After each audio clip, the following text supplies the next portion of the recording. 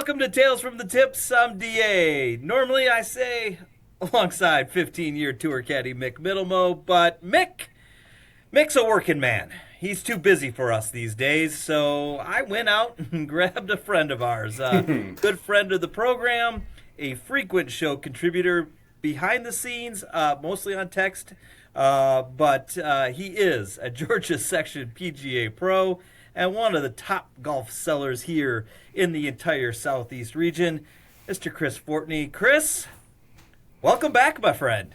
Thanks for having me. It's good to be back. I believe the last time you were on, I were on together was the Miracle for Mom golf outing. You did like back-to-back duties there in April.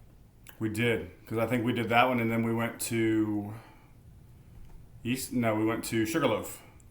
Yeah, we were at Is that right? TPC Sugarloaf for the Mitsubishi Classic presented by Venture, the Champions Tour event, and then we had, and then we were also at the Miracle for Mom. Same weekend, all of it happening the same weekend, Friday, Monday, you and I together, and then we had Joe from ATL Golfs joined us out at the Mitsubishi. How have you been? I've been good. Working, traveling, hitting the road again tomorrow. Gonna head down Where are we headed now? We are headed to Augusta tomorrow for a couple days. Gonna check out a few courses down there. And see some people down there and stopping on one of our favorite sponsors. Nice. Favorite people. So. Some of your favorite people, yes. Mm-hmm. I have a little bit of explaining to do before we get into today's episode. I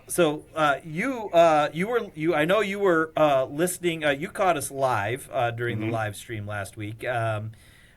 We had some technical difficulties. Now, for those that do join us regularly, Mick and I were recording last Thursday after I played in a tournament here in Atlanta. We were at our good friends at Twin Peaks with James and Billy watching on as well. And usually with the software, and Chris just got to experience this firsthand, we're on an amazing platform called Riverside, and this is not an endorsement. This is also no slight on them either. Great program, very similar to most of your Zoom platforms out there, your video conferencing. It's got great capabilities, does all the recording. Normally works fantastic even with a guy halfway around the world. That being said, last week's audio on Mick's end was very mumbled. Now, there are times where, in this case, Chris would be speaking. I may not hear every word he's saying, but the audio is being picked up by the software, gets transcribed, and when we go through the editing process, everything works out great. Sounds great. It looks like we know what we're doing. Well, last week, Mick's audio was garbage. Hot garbage. Probably with the same thing, like he was saying hot garbage. I don't know what he was talking about last week. I pretended to listen, but at no point did I have an idea of what he was saying. And then when I gave the audio over to Slim said, "This is no good, bro. This is no good." So we just didn't have a chance to coordinate. So with Mick's overnight work schedule and what I've got going on, we land here at the Tour Championship. So Chris is going to help me get to through East Lake. We're going to recap the BMW Wyndham's big win. Rory returns back to form, much different than how we played in Memphis. Scotty gets something that no parent ever wants to get. I'm going to ask Chris the question I've asked Mick repeatedly. Have we seen the last of LIV? And if you were watching the Tour Championship last week, the BMW Championship, guys that started out in the content producing business, gone to apparel, decided to put out a commercial last week. Clearly, it missed the editing process, and so good went to bad last week, and if you know, you know. We're going to touch on it briefly. Obviously, I have a lot of expertise in that area, given the fact that I run a sales organization that does audio commercials for a living. So with that, Chris, are you ready, sir? Let's do it. Let's grip it and rip it.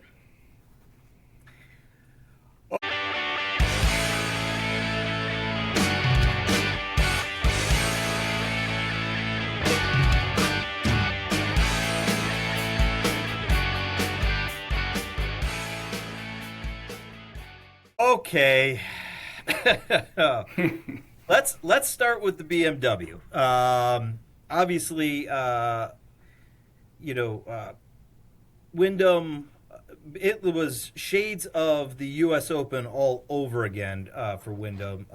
Gets out to an amazing, has amazing Thursday, Friday, Saturday, 5-stroke lead going into Sunday, and then the wheels on the bus came falling off. Chris, they did not go round and round.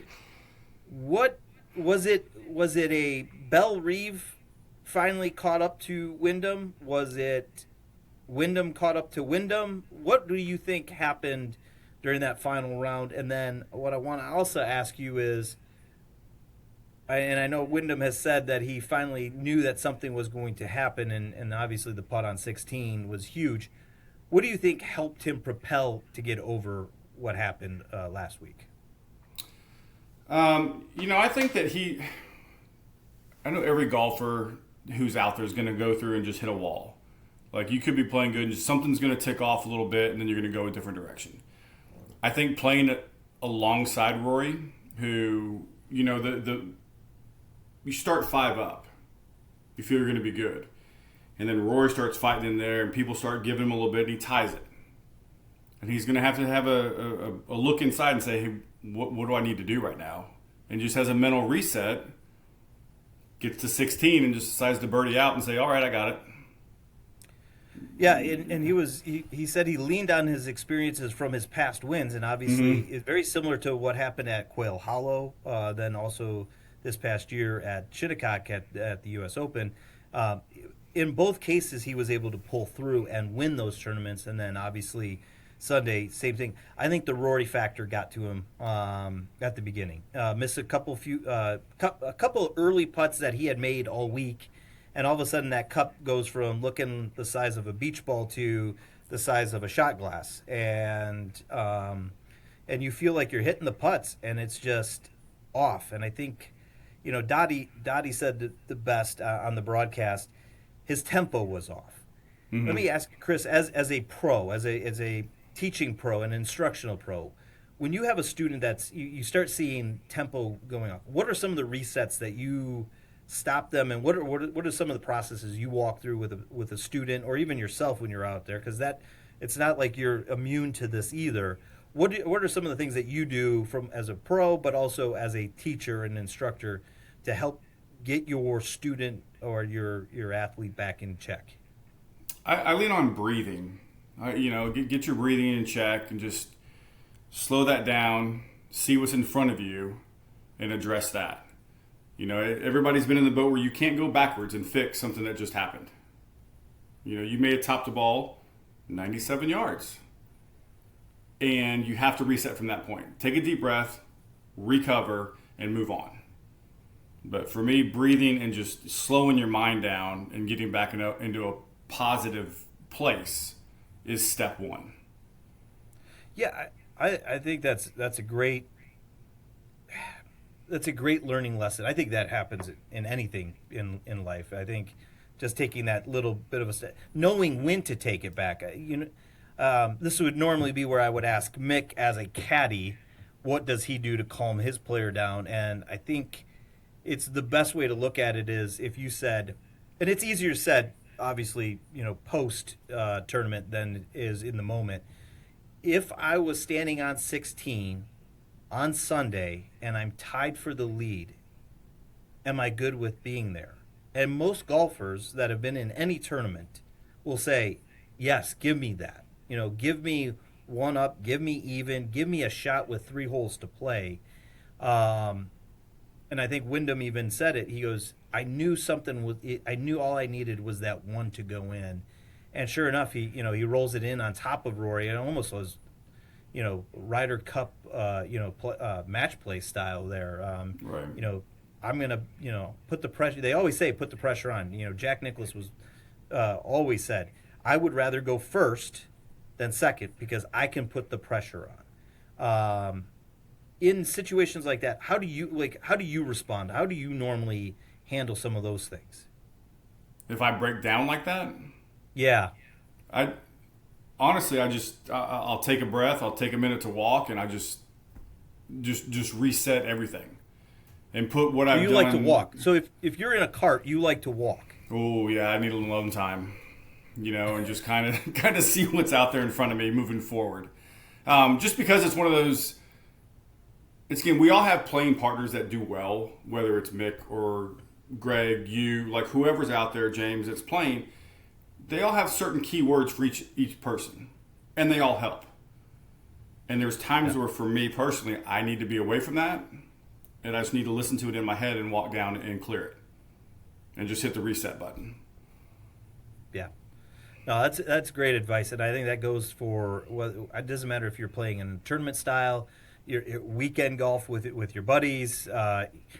Heck, I even last Thursday, I started out great, and then all of a sudden, a couple of missed shots, and all of a sudden you start thinking in your mind, you're like, why is this going this way?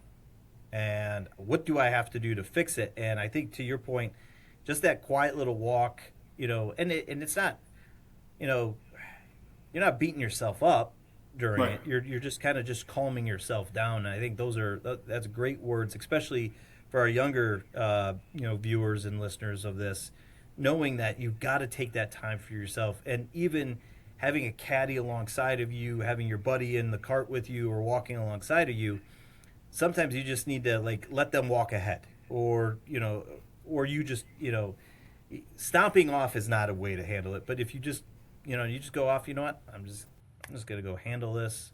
You and I have been on the cart where I'm like, hey, take the cart. I'm going to walk right. up there. And you understand it. You respect that as a player and also as a friend. Right. Well, a lot of times too, if you start missing, if you feel yourself slide 2, 3, 4 shots into this, a lot of people will start going forward and be like, I need to fix it, and start pressing and changing things instead of resetting and going back to what they were doing when they were playing well. Yeah. But I mean, on one, if you had Rory, you hit a 3-iron down, nestled up close, and he hits driver 150 yards past you, that's going to rattle you to start your round off. So I think when you talk about his nerves, it's not like Wyndham's a short ball hitter either. I mean, right. He's used to being the long guy in the group, and so seeing that ball go bounding by another 20 yards, you're like going, "What the?" Right. What do I? It Guess reminds me of today. playing with the long. Right. You hit one out there and you're like, man, I got long drive for the 5 seconds until I pick it up and I hand it over to him. It's like, you sure guys don't want to play this one? We're good.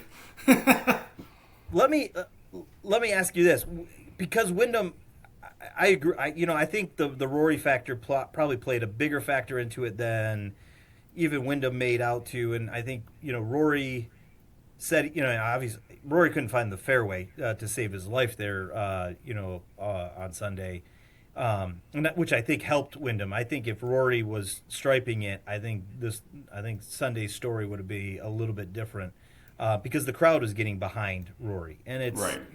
It's got to be defeating as an American to be on your home soil, on your own turf, and having a foreigner, so to speak, have a bigger crowd and following. Now, right.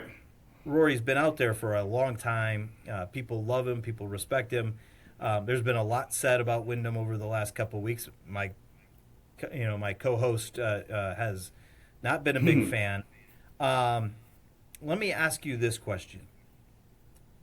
If Wyndham's playing with Xander or somebody else, do you think it's a different story altogether, and do you think he runs away? I mean, obviously he ends up winning by 3 no matter what, with 3 birdies in a row, but do you think this thing is out of hand on Sunday and it's put to bed early, or with that Rory factor, that's what really kind of kept things, the fire going? The way I look at it, if he would have been playing with anybody else outside of him, or outside of Rory or Scotty, I think he's still going to win by the same amount. He could win by 5. And it would have been an easy, smooth, let's go out and shoot 72. Even 1 under, and it'd be fine. I think knowing you're playing with somebody who could easily turn a switch on and make it a different feeling for you made a huge difference. So with that being said, I don't want to get off of the Wyndham Clark train here yet. With this win, that's 3 wins on the season: the Byron CJ Cup, obviously the U.S. Open, and now a FedEx Cup playoff event. Does this, in your mind, put Wyndham Clark in the conversation for Player of the Year? Or, as a lot of people have said, you can tell me all you want, but it's Scottie Scheffler's Player of the Year. Well, I was going to touch on that a little bit, but yeah, I think with him winning, I think it does change the conversation, but it changes it to the point where it's not a Scottie clearly has it. Now there's going to be some other mixes in there, whether it's going to be the Rory or the, pick somebody else who's close. But I think he has a case now to be at least thought of. Because I was going to say there's a couple of guys that if they win this week, not named Scottie Scheffler, right, that have a real good chance of winning Player of the Year. Matt Fitzpatrick. Matt Fitzpatrick hoists the cup on Sunday. I would have a hard time saying that Matt Fitzpatrick wasn't the Player of the Year. Wyndham Clark, he wins the Tour Championship. He is the Player of the Year. 4 wins. I don't care how many seconds Scottie has. Right. It's a dumb. The guys that I look at, if Rory wins, now he's got the Masters and he's got the Tour Championship.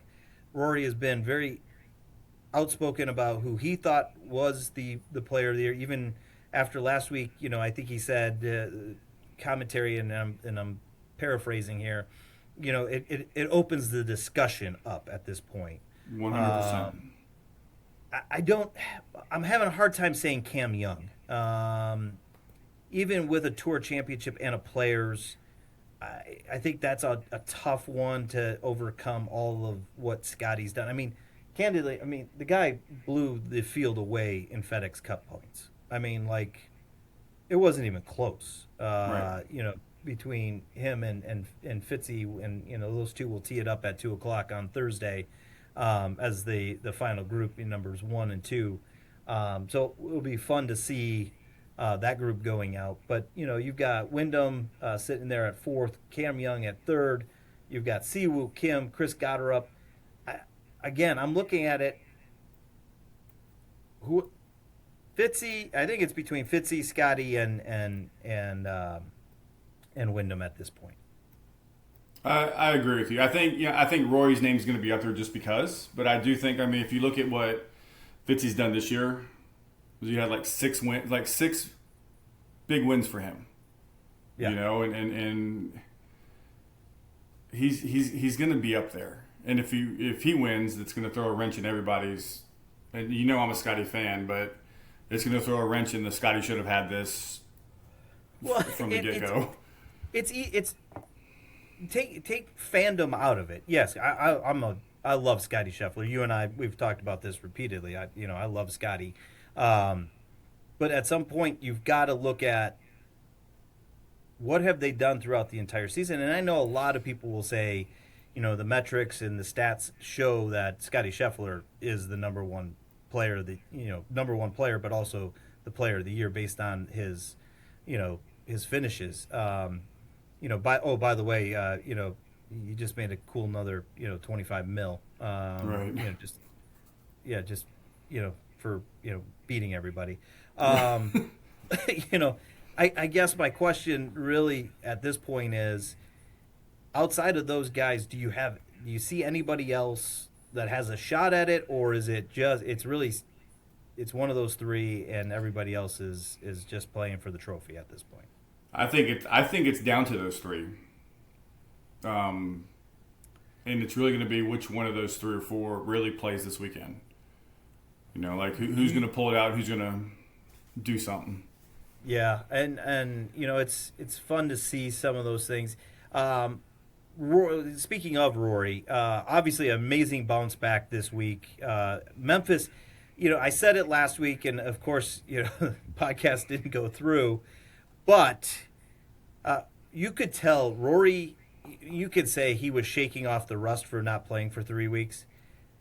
Rory looked like he didn't want to be there and didn't care to be there, and just was like, I am out here to shake some hands, sign some autographs, hit some golf shots, knock some rust off, and I'm on to the BMW. Yeah, I mean, he finished, 66th? And then Pretty much. Yeah, and then he bounces back. What did it say? He went... Yeah, he made a good turnaround to show that he's still in it, but at the same time, he needs to play this week. Yeah, Rory goes 64, 69, 65, 69 after taking, taking his break, at Memphis. Is Rory back? Is Rory? If you're handicapping the field this week, obviously the best 30 this season are here in Atlanta. Is Rory back? Do you expect Rory to be there contending on Sunday, or do you think even with a good week like he had at BMW, it's just not motivating enough for him? I think that I do think he is back. I don't think he's going to be back to that 100% Rory. I do think you'll hear his name this weekend pushing. But I don't know if he pulls it out at the end. Top five. I see a top 10. I don't see Rory, coming down the stretch, because the last couple of years at East Lake, he hasn't played well. Now, obviously, brand new golf course out there. There's not a lot you could say about it besides Tommy Fleetwood playing really well out there last year that knows the new East Lake. So that being said, Rory and Xander Schauffele tee it up at 12:54 on Thursday together. That's going to be a good matchup. I'm looking forward to it because in December I picked Xander to win the Tour Championship, so I've got some interest in that one. The group two before that, Hideki Matsuyama and Akshay Bhatia will go off. Hideki is Mick's pick for this week for the Tour Championship. Chris, I'm going to ask you, outside of anybody named Scotty, I have who do you got? I have an interesting dark horse I think is going to win, in my opinion. Okay. Mr. Fleetwood. Tommy Fleetwood going back-to-back Tour Championships. I think so. I mean, I looked at this and I thought about this, and outside of my normal go-tos, with you this have house one being, go-to. Well, this house has You two, have but yeah, one go-to. Well, I have one, and I think Tommy Fleetwood is going to do it, and I think it's going to be a very tight Sunday. I think I wouldn't be surprised if Tommy's up there. He has been playing some good golf since the Open. This is the kind of field that he does well in. He's playing alongside Ludwig Oberg on Thursday. So good. That's a good young group going out on Sunday or on Thursday. So that should be some fun.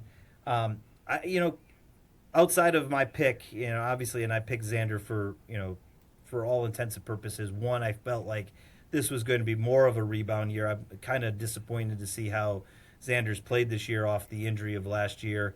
But this tournament, this golf course, redesigned or not redesigned, fits Xander's game. Who else are you keeping your eye on this week, Chris, out at the Tour Championship? That, man, it wouldn't surprise you if on Sunday, alongside Tommy and Scotty and a couple other names, who would you not be surprised that they're going to be there? Ooh, that's a tough one. I would like to see Gary Woodland. Yeah, I'd like to see his name in the mix. I like him a lot. Outside of just the normals, I think those two are the names that are really that I'd like to see up there and do something. Speaking you can't of really Gary, go wrong let with me ask any you of this them. Yeah, let me ask you this question though. Gary Woodland, is he on the President's Cup? Ooh. Fan favorite, I'd say yes. I think he is. I think he deserves to be up there. I think he deserves. He's playing. I think he's playing really well right now, and I think his reset button is good in the middle of a round. Well, and I think here's a couple of things. I think one, his length and how well he controls the golf ball fits the golf course that they're going to be playing at. One, two, he's playing far better golf than the guys that are, quote unquote, in front of him right now. I think I said this a couple weeks ago. I'll say it again. I said it with James a couple weeks ago. 2 years is way too long of a stretch to be calculating points for a team like this. And I get you need time. Guys have to play certain. I think you got to look at the number of events that these guys are playing, how they're playing at the big tournaments where all the names are there, not just some of these smaller field events. They win here. It was really cute. Jackson Koivin's name being thrown out there for a week or two. But at the same time, when I look at the list, guess who's playing at Eastlake this week in the top 30? Right. Gary Woodland. I think that has to be a big factor as they put the final six together this week. The top six were locked in.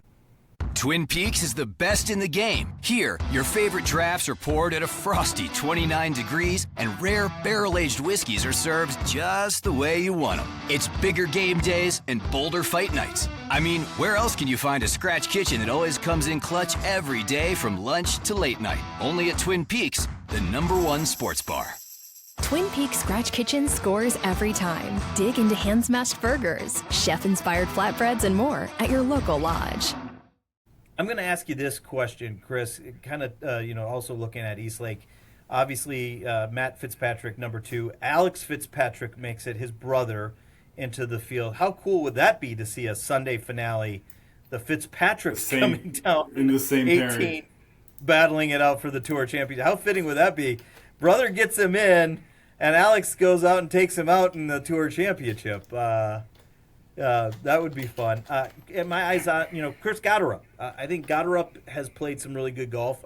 Be fun to see Chris win. That's another name that was there for Player of the Year for a while, but then obviously Chris, he ties for 4th at the BMW, but at the same time really hasn't played great golf over the last month or so. The one guy that we won't see for the first time in his PGA career here, Sungjae Im. Sungjae misses out on his first Eastlake experience. It would have been fun to see Mick's old mate out there once again. Minwoo Lee misses out. Kurt Kitayama, Ricky Fowler, and my guy JT Poston. Posty didn't, sat at going in at 32 and finishes at 32. But, again, I think the top 50 guys know what their destination looks like now in 2028. Obviously, they're going to need a good year this upcoming year to make the top 90. But really, you'd have to have a major injury or something go awfully wrong to fall outside of the top 50 and not be a part of this champions line, so to speak, tier coming up. And we got some comments today from the CEO, Brian Rolap, about the future of what's going to happen with the Tour Championship. Did you have a chance to see Mr. Rolap's comments? What are some of your thoughts as it pertains to what's going to be happening with the PGA Tour? As far as the changes to it, Yeah. So it's a 2-week match play. 2-week match play. That's what I was reading. Correct. Okay. Yeah. That's a different twist. And he said that the fans wanted something different. I didn't see anything go out to the fans asking if this was it, but it is a change. It's certainly a change. I mean, we don't play match play at all throughout the year, and yet we're going to decide the tour champion as in a match play format. There were a couple other pieces, though. They are going to recognize the player that has the most amount of points. So Scotty would be, so to speak, the players' champion, the tour champion, right? For the year. So kind of like the President's Cup in the NHL, the top winner and the top points getter in the NBA. Same thing goes with baseball. But in fairness, in all those sports, it doesn't matter what you do in the regular season. It comes down to the postseason. Now, in some of those cases, you're playing, 5-game or 7-game series, and you've got a shot to outmatch somebody. I think the hard part for me, and I'm trying to be objective as I can, this rotating tour championship finale. I look at, and I wish I would have been able to be over there today, this morning. I would have loved to have asked the question to Brian, what happens with Atlanta? Do they get to see a championship series event, full field event? Atlanta has supported the tour championship for years now with limited field, 30-man field. They have showed up. They have braved heat. They've braved storms. They've done everything that they can. We've raised millions of dollars, not only for the East Lake Foundation, but also First Tee Atlanta. You start seeing that development of that program. Coca-Cola, Accenture, and just and Southern Company. You just sit there and go, what happens with that? Brian Roloff hasn't rolled that out. Chris, what do you think happens with Atlanta? Do they get a Champions Series event on an annual basis and become part of this rota, so to speak, of the Tour Championship, or do you think Atlanta's on the outside looking in and maybe we'll see a second-tier event? I would hope that they would bring something here. Unfortunately, I think that they might have good intentions to do it, but I think it might end up being like what we have at Sugarloaf. We have another senior event in town.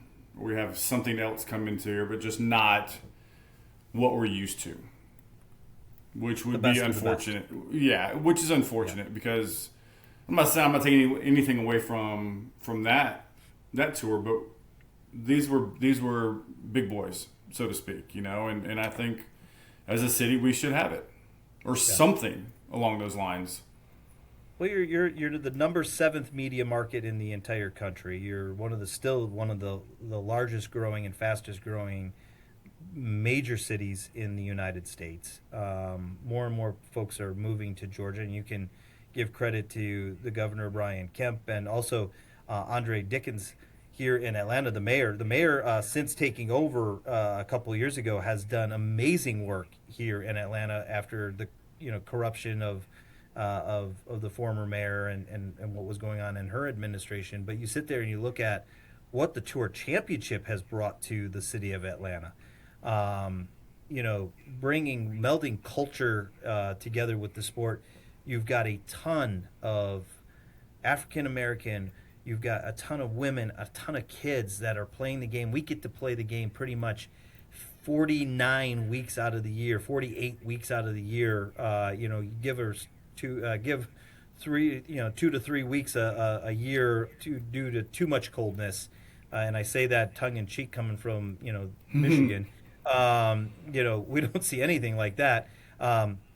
You could still get out there and play. It might be a little chilly, and your hands might sting a little bit, but that's the great part about being here in Georgia and in Atlanta. And I would hate to see the tour take away something. I'd also be hard pressed to see them take a Champions Tour away, a championship track, so to speak, when one of your major investors into the PGA Tour, part of the SVG group, is Arthur Blank.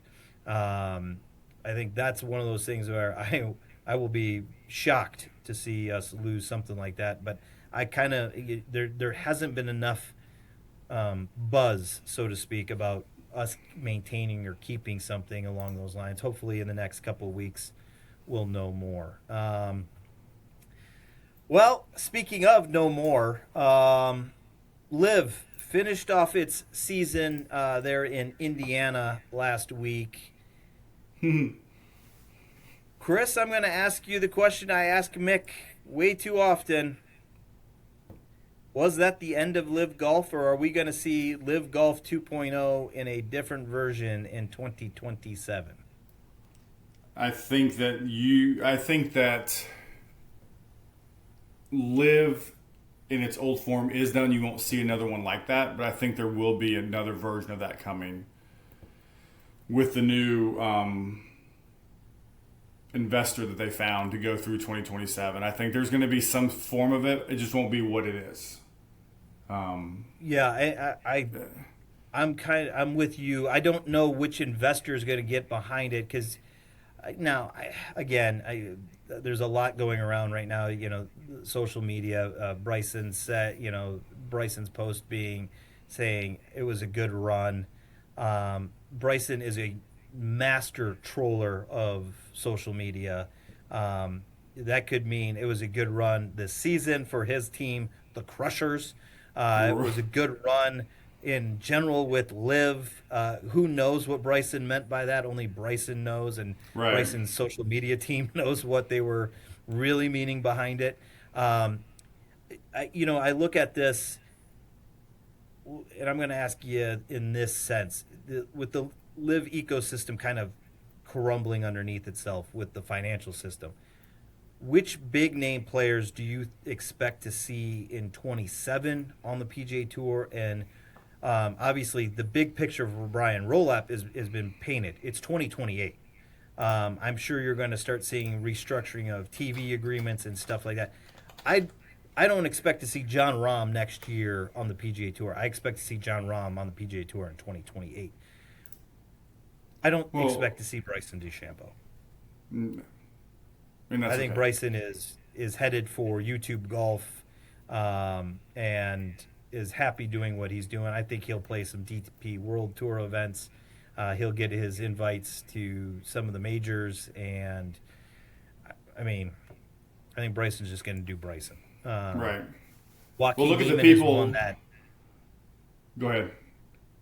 Yeah, I think Joaquin Niemann is one that I'd be interested to see coming back.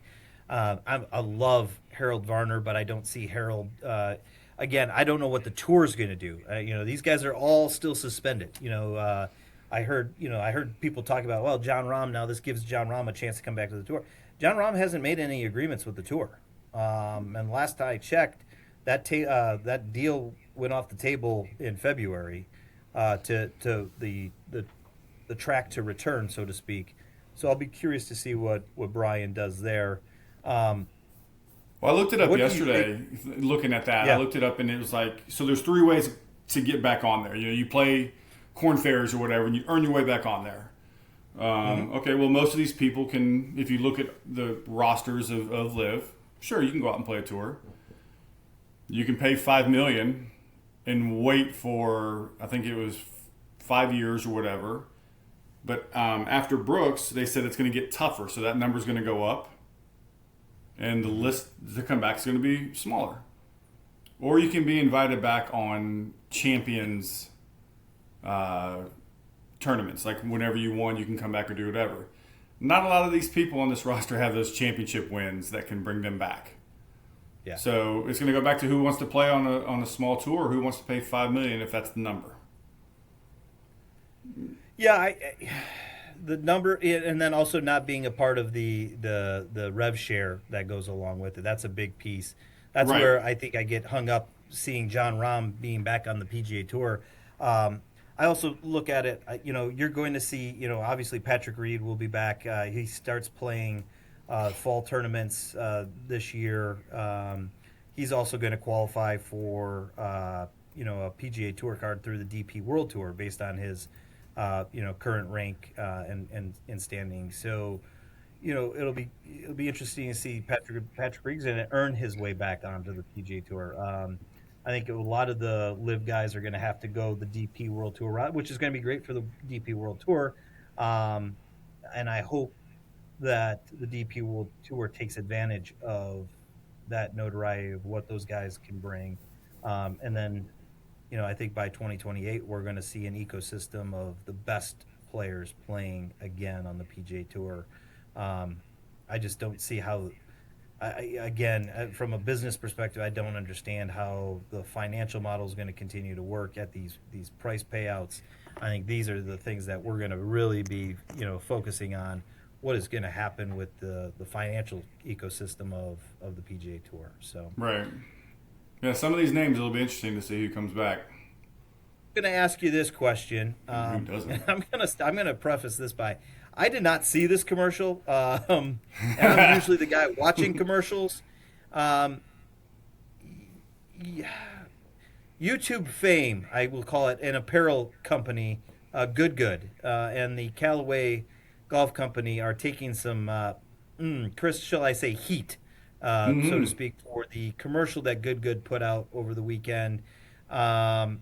Chris, did you see the commercial? I saw a clip of it. I didn't see the whole thing. But I've read some comments and I've done some research on it, and that's it. Huh. Yeah, somebody missed that email. That's it, huh? You don't want to pass the hot potato around, huh? No, I just think that my feeling on Good is, and some other people said this too, is that they're irrelevant to a point. Like Good is, they're allowed to make this weird, immature, stupid, whatever they want to make, and they're doing it. Callaway approved said commercial at some point, so it's not all their fault. I think it's both back and forth, but I will watch it later on today just to kind of put it all together. But I don't. They're just I think you and I are along that. See, I didn't see the commercial in the broadcast. I happened to be scrolling on social media later on as I was grabbing content for this, actually for our podcast, not knowing that it was going to be you and I. It was just more so me doing my research for Mick and I and for the podcast this week. And all of a sudden on my feed on X, all of a sudden I started seeing the commentary about Good, and it was trending Good commercial, and I was like, what is going on? And I saw it and I was just like, where did this happen? And then you start reading the comments that it aired during the broadcast, and I'm like going, wait, first of all, who approved that commercial? Well, let me take that another step back, because doing what I do and writing commercials and selling commercial inventory for a living, who even came up with the creative on that one, and who was producing it and shooting it, and then say, guys, I don't know if this is a good idea. Who is the chief marketing officer here on this that on Monday should have been fired immediately? Who at Callaway Golf approved this? They should have been fired on Monday. And then after that, my comment will be, hey guys, YouTube golf and apparel doesn't mean you get big boy choices in the media world. This is bro golf gone wrong. Right. And that's the problem with a lot of these YouTube streamers, and they don't think through everything. The PGA Tour is catching some heat because Good has come on as a tour sponsor, and they're going to have an event in November. This is the time where I think there's got to be some careful self-reflection on who are we partnering with, and where are we going? Who are we partnering with to grow the game of golf? Because right. I can certainly tell you, the folks that I know that are in the space of what the tour does for charity, it's sickening. As a dad of 3 girls, I'd love to get a hold of whoever wrote that content. But at the same time, I'm glad I didn't see it because guess what? It was stupid. Right. And you know well, what? you know, it's also one of those things where the gist of it was where, and I didn't see it, so I don't know this, but a male pushed a female down, or somewhere in that realm of space. One right? of the co-owners, yes. One of the founders of Good, yes. So if As I she was sponsor going it, for his Callaway driver. right. So if I'm Callaway and I approved it, it's going to have to make it back up to whoever approved it to see it. How about we say, hey guys, how about you not push a female to the ground? How about we just make this known for everybody? That's just not, I mean, the chain. I want to know their chain of who was involved in that whole thing. Just, I don't know.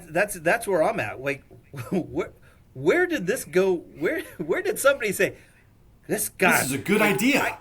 This is a great spot, man. I cannot wait. And then somebody at CBS, when they put that, the traffic manager that put that through the system, man, woo! Like, what? Yeah. Whoa. Like, He's like, man, I got this great new commercial I want to show you. Watch this. Like, no, and not it's a good not even idea. a good commercial because if Right. you really, I mean, what we're all talking about is a guy pushing over a female. The rest of the commercial is, what is it about? Is it about apparel? Is it about Callaway Golf? What is it about? And that's where it's lost on me. Is we've already spent too much time on it, Right. but it's something that we've got to address because, as Mick and I have talked about, as you have talked with about on our channel, this is what you do for a living. That's growing the game of golf, teaching young folks as well as guys even in my age, women of my age and younger. Like, we're growing the game. That's not the way you grow the game.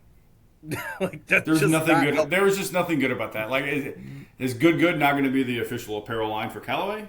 Like, what? How did How did this work out?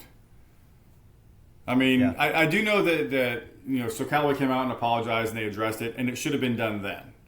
Like, it shouldn't have gotten as much attention as it is, moving forward. Yeah. Well, I mean that's unfortunately when you're looking at the news cycle of what's going on,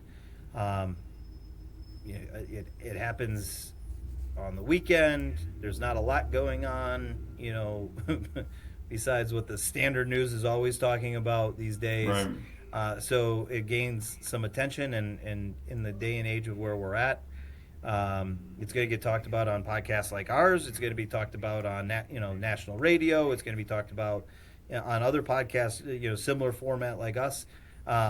It's not doing a service to the game. It just, again, it sets us back. And whatever those two companies decide to do, hopefully they get it right the next time, and we'll see it from there. So, are you gonna get your way out to East Lake this week? If we do have a chance, I'm going to try to make it Saturday. I have a parent-child golf tournament Sunday that I will be playing in. Nice. And so we're going to try. We'll try to make it out there Saturday. I was out there yesterday. I am heading back out tomorrow. I will not be here this weekend. I am actually going to miss the actual Tour Championship for the first time since moving here to Atlanta. And that is because I am taking my middle child to college. And I know you know the feeling. Oh, it's been a rough couple weeks in this house. Yeah, but it's good. It's good.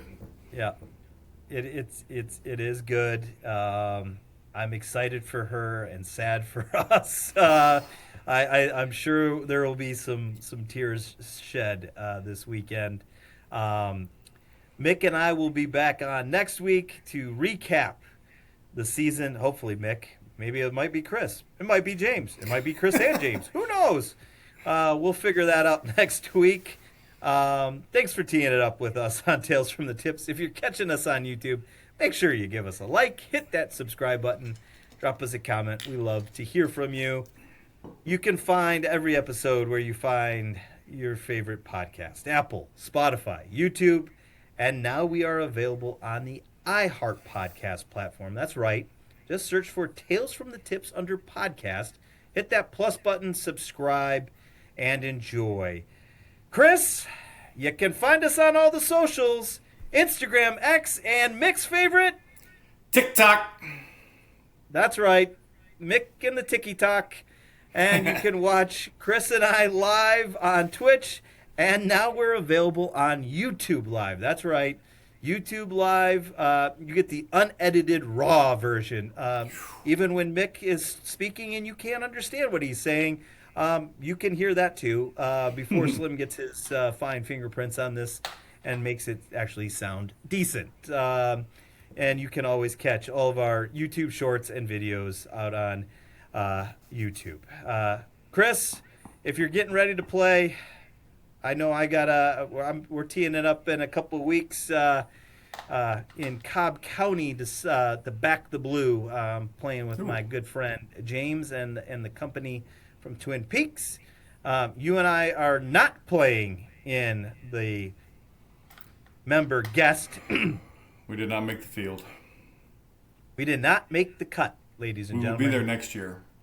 We'll keep our drive straight and our putts short and our scores low. We'll see you next time on Tales from the Tips. Thanks, everybody.